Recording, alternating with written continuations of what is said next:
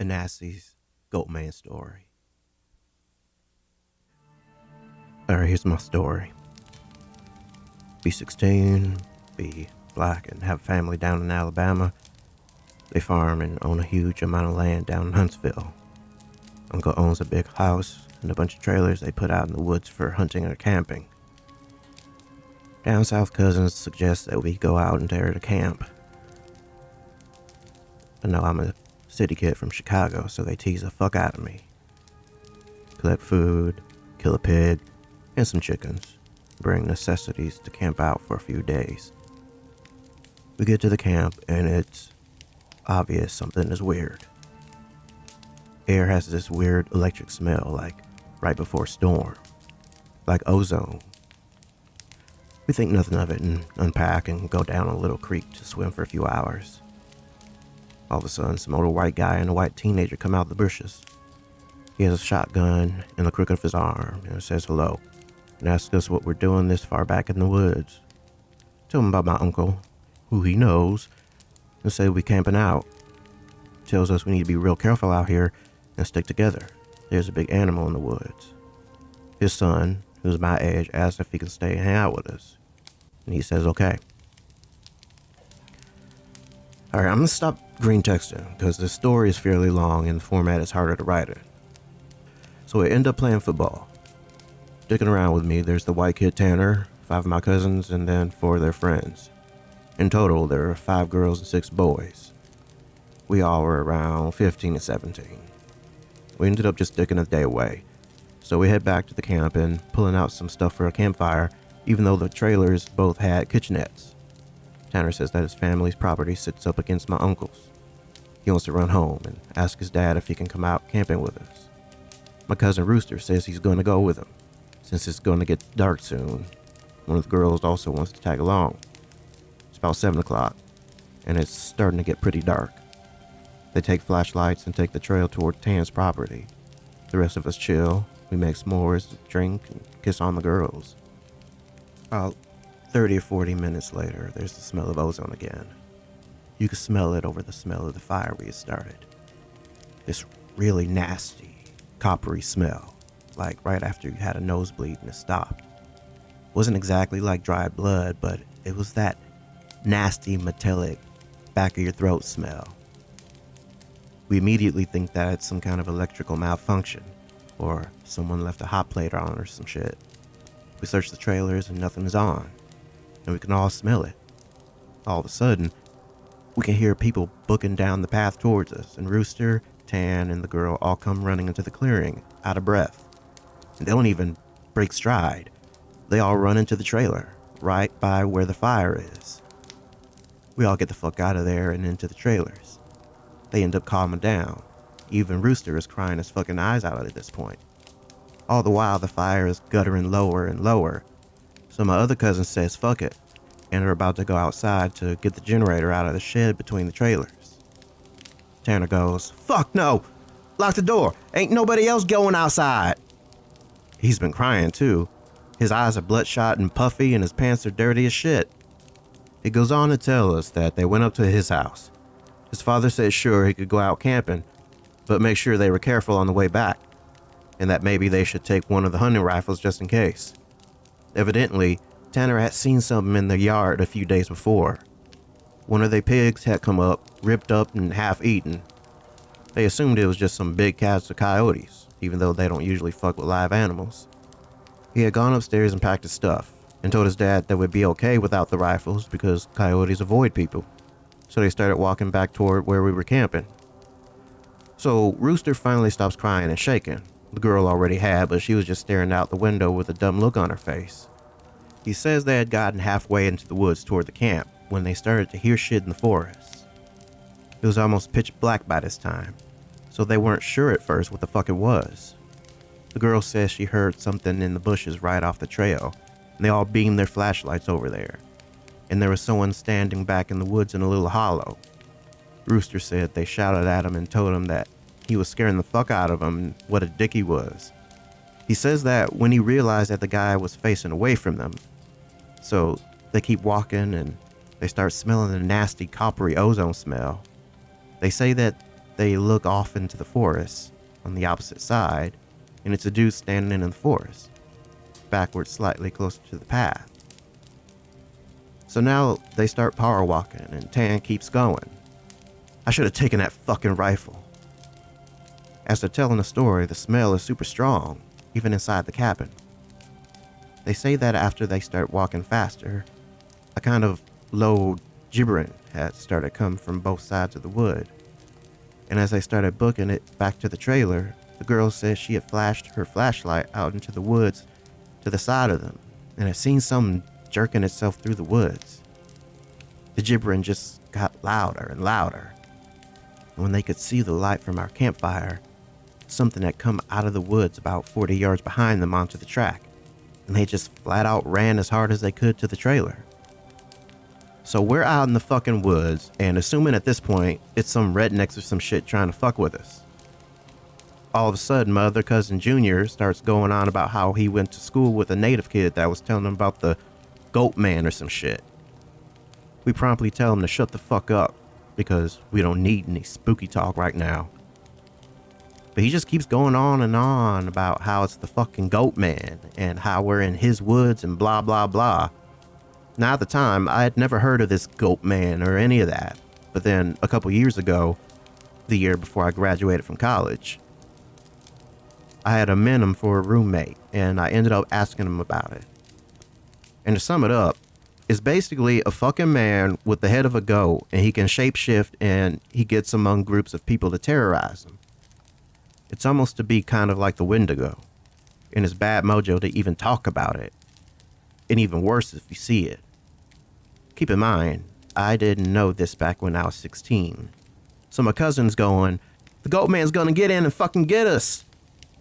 The girls are all terrified, and my cousins and I are all fucking trying to figure out if it's just some hillbillies or if it's some animal. So all of a sudden the smell just goes away. Like, to this day, I haven't experienced anything like it. Like, usually smells fade away or lessen. It was just literally there 1 second, and then not the second. So it's after an hour, making around 9 or 10, we stopped shitting bricks enough to go back outside and stoke the fire again. We figure it's just some assholes trying to fuck with us, so we don't go back home, because we think if we do, they'll chase us through the woods or some crazy shit. Nothing else weird happens that night, and we stay another night, and for the main part of the night, nothing happens. About 1 a.m, we're outside getting drunk and telling ghost stories. As someone is finishing some too spooky story, I don't remember what about, the smell comes back. It is so fucking strong that one of the girls literally starts vomiting. I stand up and you can actually feel how clammy the air is. I say we should get inside and this isn't right. We should have just fucking left. We all go back inside and we're standing around. My cousin just keeps going on and on about how it's the Goatman. My cousin Rooster tries to shut him the fuck up. And all the while, I'm just feeling that something is wrong. And I can't figure out what the fuck it is. We end up sitting there for a while. The smell is just as strong and we're terrified and all huddled in this camper. We end up cooking brats for everyone because nobody wants to go back outside. It's one of those packs with 4 brats. We have a total of 3 packs. I grill them up on the stove and give everybody a hot dog. I get mine. After a while, one of my cousins gets up and goes over to the pot to get another one. He starts grumbling about how I get 2 brats and everybody else only got 1. And I look at him like he's fucking stupid. I tell him that everybody only got 1 because there were only 12 brats. If he wants more, he should open up a new pack and cook some more. That's when the girl that had been out with Rooster and Tan just starts screaming, "Oh Jesus! Oh Lord! Get it out!" She's crying and shivering, and then it dawns on the cousin standing up, what the fuck is wrong? Me and him both glance around the room, and then I feel my heart fucking sink. I run the fuck out of the cabin, and the girl runs out with us. The trailer door is banging against the side of the trailer as everybody books out of the cabin. One of my cousin's friends asks us what the fuck was wrong. I start counting us. There's only 11 now. I shit you not, my cousin verified. There had been 12 people in the cabin. But being that everybody didn't really know each other well, nobody had really noticed the whole fucking time that there was an extra person. And then I realized earlier that I had kind of noticed something was off. You know how when you're just dicking around having a good time that you don't sweat the smallest shit and you don't always keep track of certain stuff? I'm dead sure that someone else had been in the trailer with us, and they had been there for at least a fucking day, eating with us. What makes it worse, I couldn't figure out which one because I don't think anyone ever actually interacted with the other person / the Goatman. The girl kept praying to Jesus, and we're all sitting outside. Eventually we get big ass sticks and go back in the cabin, but there's nobody in there. We count again, and there's 11 people. We go back into the trailer and lock the door. We explain what the fuck happened, and the girl says that she realized too, and that when he was about to say something, the person sitting next to her had grabbed her leg hard and leaned over toward her and said something she couldn't understand. So we're pretty much scared as fuck as we huddle together, and I fall asleep. When I wake up, the sun is just coming up, and half the people are asleep and the other half are packing our shit up. We all want to walk back home, but like 4 people want to stay until the sun is all the way up. And some people think that we're just fucking around and still want to stay at the trailers. I just want to get the fuck out of the woods. The girl's name was Kira, the one that the Goatman had touched. Anyway, I asked her if she really thinks it was something bad, and she says she just wants to go home and she doesn't want to be out in the woods alone for another night. So we decided to split up. The 4 that want to go can go, but I have to stay because I have the keys to the cabin, and it's my uncle's and I have to lock up. I'm super pissed at this point because I feel like people aren't taking this shit seriously, and I definitely didn't want to be out in the woods for another night. I spend the rest of the day trying to convince the rest of the people, now 4 girls and 4 guys, to get the fuck out of Dodge. Tanner leaves with them to go get a rifle and says he's gonna be back. So there are just 7 of us left by 4 p.m. At around 5 p.m., he hasn't made it back yet, and we're getting extremely fucking antsy. And the only reason I stopped begging him to go back was because he went and got a gun. It's about 5:30 p.m. or so, when the one cousin that did stay says the girl Kira's outside. We all look outside, and sure enough, she's standing by the fire pit with her back to the cabin. I'm thinking to myself, if she was so fucking scared, why the hell would she come back? And then I get this nasty feeling in my gut. Keep in mind, the whole time the coppery smell has been gone. Now I realize I can smell just a twinge of it. I say this to the rest of them, and everybody, and these are the people that wanted to stay in the fucking woods after we had the goddamn Goatman in our midst, is laughing at me and asking if I set this up to scare them. I'm looking at him like, I'm not fucking bullshitting you here at all right now. I asked him why the fuck I would play like that. So one of the girls goes outside to get Kira. She gets halfway to her and stops cold. Kira starts heaving. I don't know how the fuck to describe it. Sort of like if someone with their back turned was laughing without actually making any sound. It was this fact that made me realize there was not a fucking sound in the whole woods. It was dead silent. This was like later in September, so it was still fairly hot at the time. But it was super chilly some days too. And you could usually hear big ass geese honking, or some kind of birds or squirrels chit-chatting. So I step out the door, tell her to come back in the fucking trailer right goddamn now. She backs up into the trailer, and we lock the fucking door. We pulled down all the shades except one, and put a guy there in a chair to watch her. She stands there for another 20 minutes or so. The guy turns to say that she's still there, and there's a huge fucking bang on the door. We all jump the fuck up and scramble around the living room of the trailer. The banging is super fucking loud. So now my cousin is holding one of the girls, and the other 2 are kind of giggling with nervous laughter and me and the other two guys are shitting bricks. Then we hear Tan, and he's screaming, "Let me the fuck in! Stop fucking playing!" So we go over to the door and open it, and he stumbles in with a rifle. And there's nobody else outside. Evidently, he had walked up to the campsite. Nothing weird happened in the forest, but he had seen a girl. Mind you, he said it was not Kira standing there.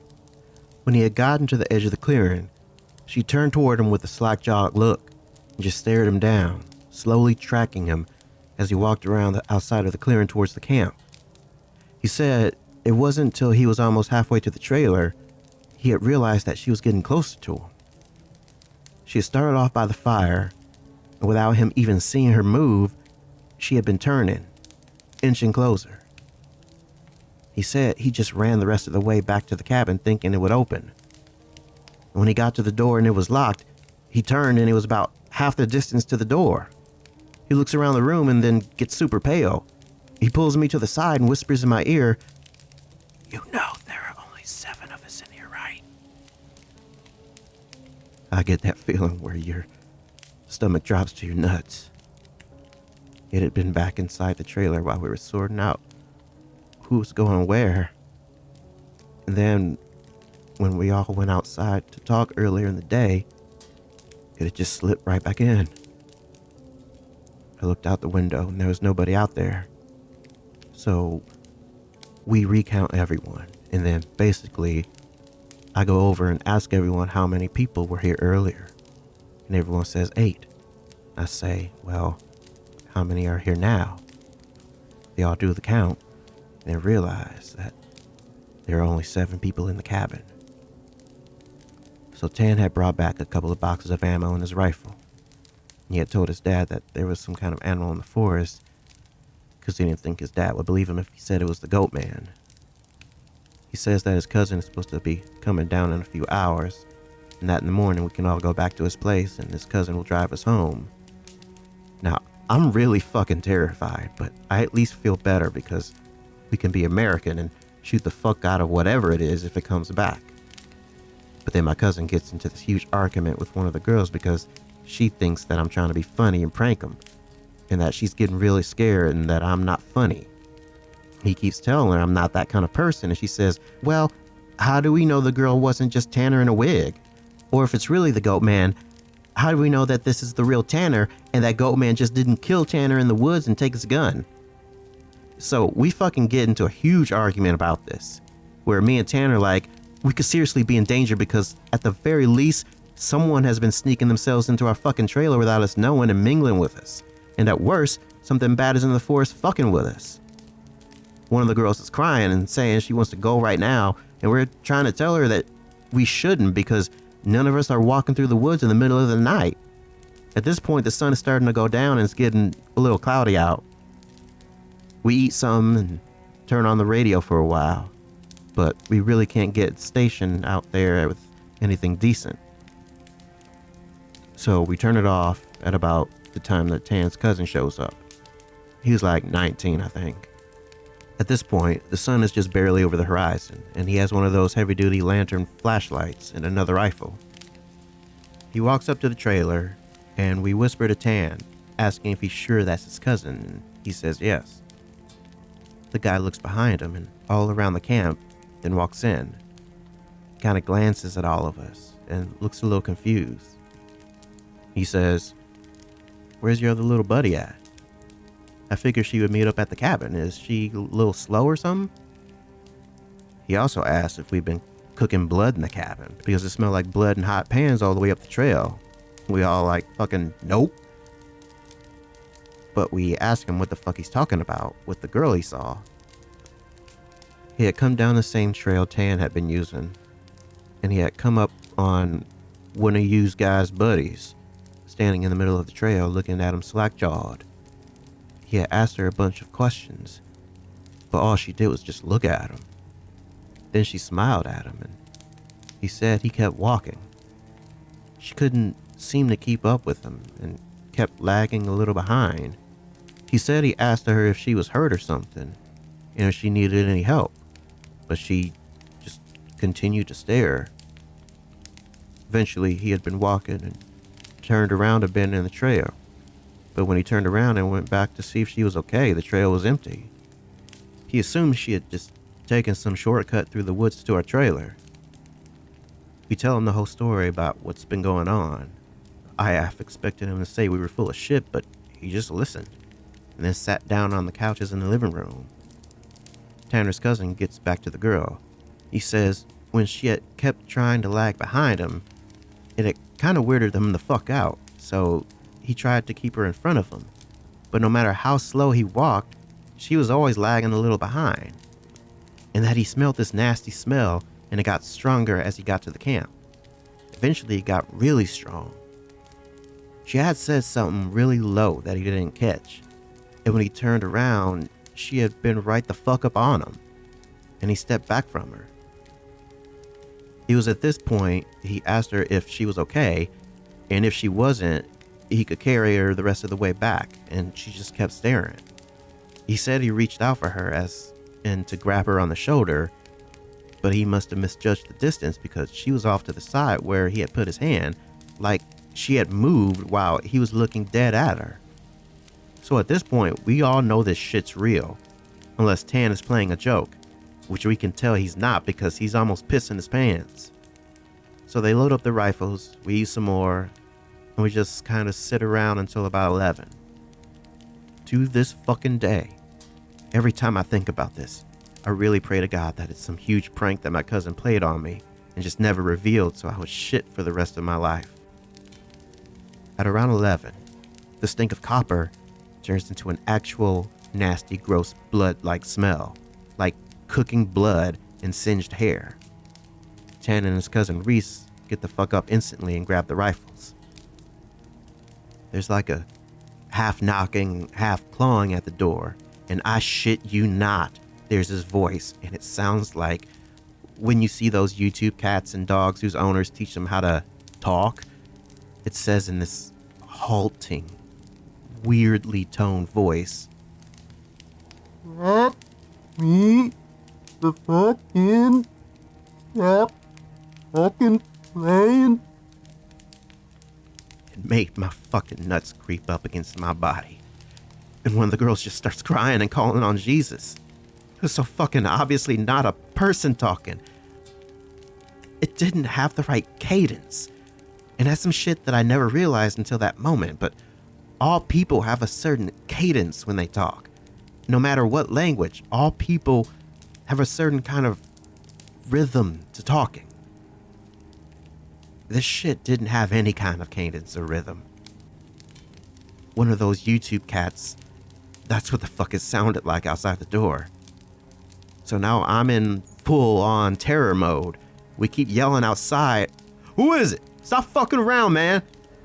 And it just keeps saying, "In," or "Let me the fuck in," for almost 15 minutes. Sorry for being on a tangent, but if you can't imagine how this shit sounded, then you can't imagine how fucked up the whole situation was. So then the smell goes away for a while. And for the next hour or so, you can hear someone basically creeping around in the woods and shit. Every couple of minutes, it'll come back to the door, say something. Finally, when the smell fades away, it's around 2 in the morning right now. Reese says, "Man, fuck this," and opens the door and walks outside with his rifle. He fires a shot into the air and says something to the effect of, "In the name of Jesus Christ, go away!" He fires 2 more times, and then from the woods right up against the river from the trailer, it sounds like something is slowly gibbering and hooting. Then it starts screaming, and it sounds almost like a woman and a cat in a bag screaming together. Like, I seriously have never heard any shit like this. And you can hear the brush over that way start to shake. Reese fires over into the tree line and then starts backing into the house. We lock the door and we can hear the shit keening, screaming. Reese says something that come out of the bushes super low to the ground and crawling towards the cabin, and he had shot it. Pretty much, that was how the rest of the night went. It was literally screaming constantly for the next 2 hours, and we could hear shit moving out into the tree line. But it never came back up to the cabin until everyone had finally fallen asleep. Tan had been sitting in the chair watching the door with his rifle. Nobody else heard or saw this, And he told me 2 days later, after the whole thing was over. He said he had been nodding off after the screaming and noises finally stopped. And he had been almost asleep when he saw someone come out of the bathroom and then lay down in the middle of the floor and go to sleep. He just assumed it was one of us and nodded off. Then he said he kind of realized something was wrong. And while pretending to be sleeping, he counted us. There were 9 people in the cabin. He basically didn't want to try to shoot the fucking thing in the cabin and have it kill us all then and there, or have Reese wake up and start shooting and then we kill ourselves. So he just stayed awake all night, pretending to be asleep. He said sometimes it would stand up and kind of do this weird jittery thing, or heave like it was laughing, but then it would lay back down. The story closes pretty weak because from my perspective, nothing happened. We woke up and I noticed that Tan was a little jittery and that he was avoiding looking at all of us. But we ate some breakfast, packed up, and started walking to his house. He stayed last in the cabin and said he'd lock up and bring me my uncle's keys to just start walking and he'd catch up, which I didn't really want to fucking do. We got a little bit up the path, and when he came running up, basically we just jogged to his house. His cousin took us home. There was a window in the bathroom. Tan had gone back to lock up and looked in there. We were too stupid to lock a screenless window. The window was fucking up when he went in there. I'm guessing it had been doing that all along, waiting for us to fall asleep or slip up and then getting in among us.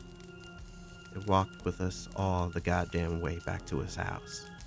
And then he said it lagged to the back of the group and looked him dead in the eyes before walking into the woods.